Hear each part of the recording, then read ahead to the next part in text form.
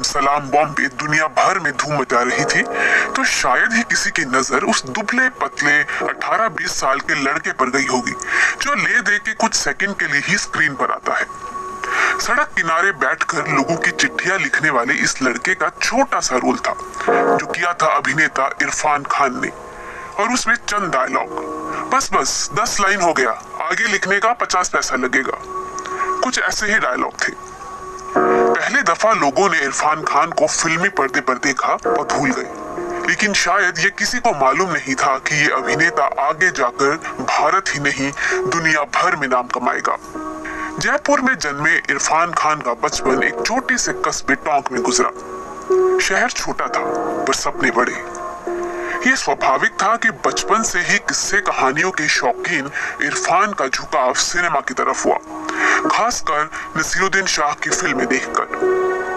Rajya Sabha TV को दिए एक इंटरव्यू में लड़कपन का एक किस्सा सुनाते हुए इरफान ने बताया था, मिथुन चक्रवर्ती की फिल्म रिज्ञा आई थी तो किसी ने कहा तेरा चेहरा मिथुन से मिलता है, बस अपने को भी लगा कि मैं फिल्मों में काम कर सकता हूँ। कई दिन तक मैं मिथुन जैसा हेयर स्टाइल बनाकर घूमता रहा। मिथुन को कॉपी करने वाले इरफान खान आगे जाकर खुद एक ट्रेंडसेटर बनने वाले थे। एक और जहां उन्होंने खुद को हिंदी सिनेमा के सबसे प्रतिभावान एक्टर्स की लिस्ट में स्थापित किया, वहीं हॉलीवुड में life of pi, the namesake, the Slumdog millionaire, the mighty heart, the amazing Spiderman जैसी फिल्में की। मतलब एंग ली और मीरा नायर की फिल्मों से लेकर अनीस बज़मी और शुजित सरकार तक, शाहरुख, आमिर, सलमान, इन तीनों खानों से घिरे बॉलीवुड में इरफान खान अपने आप में प्रतिभा के खान थे। चाहे आंखों से अभिनय करने की उनकी अदा हो, संवाद बोलने की अपनी सहजता, रोमांटिक रोल से लेकर बीहड़ का डाकू बनने की उनकी क्षमता, ऐसा खूबसूरत तालमेल कम ही देखने को मिलता है। मसलन पान सिंह तोमर में डकैत का रोल और उसमें जिस तरह से वो मासूमियत, भोलेपन, दर्द, तिरस्कार और बगावत को एक साथ अपने चेहरे पर लेकर आते हैं। जब सिस्टम से हताश और बंदूक उठा चुका पान सिंह बोलता है कि बीहड़ में बाकी होते हैं, डकैत मिलते हैं पार्लियामेंट में, तो थिएटर में पड़ने वाली ताली सिर्फ संवाद पर नहीं थी, बल्कि एक्टिंग से इरफान खान हमें ये भरोसा दिलाते हैं कि उन्हीं की बात सही है, भले ही आप जानते हो कि ये सही नहीं है। 2012 में आई इस फिल्म के लिए इरफान खान को राष्ट्रीय पुरस्कार मिला था।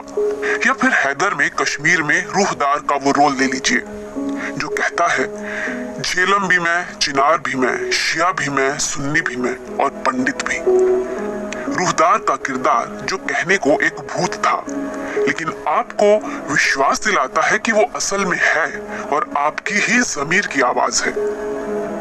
यह फिल्म मकबूल में अब्बा जी के लिए वफादारी और निम्मी के बीच फंसा मियां मकबूल यानी इरफान, जो अब्बा जी का कत्ल कर उससे तो पीछा छुड़ा लेता है, लेकिन ग्लानि उसका पीछा नहीं छोड़ती। वो सीन जहां इरफान और तब्बू को अपने साफ हाथों पर भी खून के धब्बे नजर आते हैं। बिना कुछ कहे इरफान आत्मग्लानि का वो भाव हम तक खामोशी से पहुंचाते हैं। जब फिल्म जज्बा में वो ऐश्वर्या राय से कहते हैं कि मोहब्बत है इसीलिए तो जाने दिया, जिद होती तो बाहों में होती, ये सुनकर आपको यकीन हो जाता है कि इससे दिलकश आशिक तो हो ही नहीं सकता। कहने का मतलब ये कि इरफान खान की खासियत ये थी कि जिस रोल को वो पर्दे पर करते थे, सिनेमा में बैठी जनता को लगता था कि इससे बेहतर इस किरदार को कोई कर ही नहीं सकता था। वो कल्पना सच्चाई लगने लगती है। ऐसी इंडस्ट्री जहां टाइपकास्ट हो जाना या कर दिया जाना एक नियम सा है, इरफान उन सारे नियमों को तोड़ते रहे। जब तिग्मांशु धूलिया के हासिल जैसे रोल के बाद उन्हें सब नेगेटिव रोल मिलने लगे, तो हिंदी मीडियम जैसे रोल से उन्होंने बार बार दिखाया कि कॉमिक टाइमिंग में उनका कोई जवाब नहीं। अगर आपने करीब करीब सिंगल या पीकू देखी है, तो जरूर ख्याल आता है कि ये इंसान असल जिंदगी में कितना रोमांटिक होगा, जो वो थे भी और खुलेआम कहा भी करते थे। लंच बॉक्स का साजन फर्नांडिस शायद उनका निभाया सबसे प्यारा किरदार होगा। एक लंच बॉक्स और उस डिब्बे में भेजी चिट्ठियां और दो लोगों की प्रेम कहानी जो कभी एक दूसरे से नहीं मिले। इरफान ने साजन फर्नांडिस को जिस नजाकत से निभाया, वो एक्टिंग की मास्टर क्लास ही कही जा सकती है। ये फिल्म कान फिल्म फेस्टिवल तक गई, लेकिन कामयाबी की इस चमक के पीछे सालों की गुमनामी, संघर्ष और टेलीविजन पर छोटे मोटे रोल करने का संघर्ष रहा है।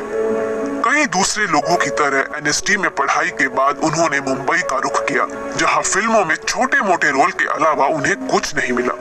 एक डॉक्टर की मौत जैसी फिल्मों में वो पंकज कपूर के साथ छोटे मोटे रोल करते रहे, साथ ही टेलीविजन भी करने लगे।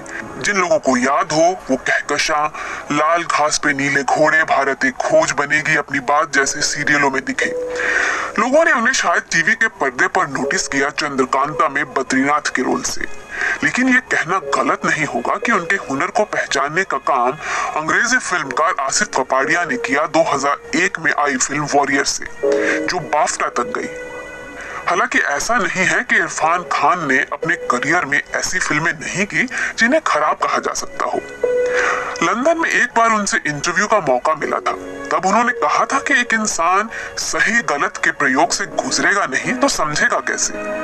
स्लमडॉग मिलियनेयर में उनका रोल कोई बहुत बड़ा नहीं था, पर उन्होंने मुझे बताया था कि कभी कभी कोई रोल इसलिए भी करते हैं क्योंकि आपको पता है कि आपको बहुत कुछ सिखला कर जाएगा। अंतर्राष्ट्रीय स्तर पर भी उनका कद कितना ऊंचा है इसका जिक्र असीम छाबड़ा की लिखी किताब Irfan Khan the man the dreamer में मिलता है।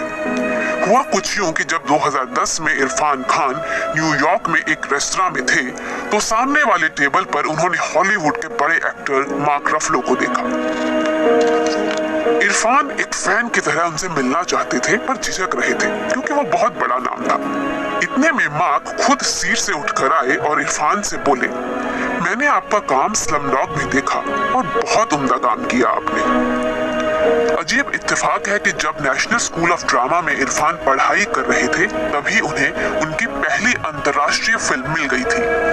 मीरा नायर ने उन्हें सलाम बॉम्बे में एक बड़े रोल के लिए चुना। वो बॉम्बे आकर वर्कशॉप में शामिल भी हुए, पर 2 दिन पहले उनसे कहा गया कि अब वो फिल्म का हिस्सा नहीं है। बीबीसी को दिए इंटरव्यू में उन्होंने बताया था कि वो रात भर रोते रहे थे। बदले में उन्हें एक छोटा सा रोल दिया गया, लेकिन इसका कर्ज मीरा नायर ने 18 साल बाद इरफान खान को द नेमसेक में अशोक गांगुली का रोल देकर चुकाया। इस रोल को देखकर शर्मिला टैगोर ने इरफान खान को मैसेज भेजा था, अपने माँ बाप को शुक्रिया कहना जिन्होंने आपको जन्म दिया। इत्तेफाक है कि 3 दिन पहले ही उन्हें जन्म देने वाली माँ सईदा बेगम की मौत हो गई और अब इरफान भी अलविदा कह गए। हिंदी सिनेमा और दुनिया के सिनेमा को अपने अभिनय से सजाने संवारने वाले, अपनी फिल्मों से ये बताने वाले कि हर जज्बात सही या गलत, ब्लैक या व्हाइट नहीं होता, इनके बीच के महीन फर्क को समझाने वाले, दर्शकों को सैकड़ों बार हंसाने और रुलाने वाले इरफान को वाकई तहे दिल से शुक्रिया। कल रात उनकी आखिरी फिल्म अंग्रेजी मीडियम देखकर बीती, जो पिछले महीने ही रिलीज हुई है। राजस्थान के एक छोटे से कस्बे के रहने वाले चंपक बंसल यानी इरफान और उनके सपनों की कहानी थी ये फिल्म, बिल्कुल उनकी असल जिंदगी की तरह। चंपक बंसल के कह कहे आज देर तक कमरे में गूंजते रहेंगे।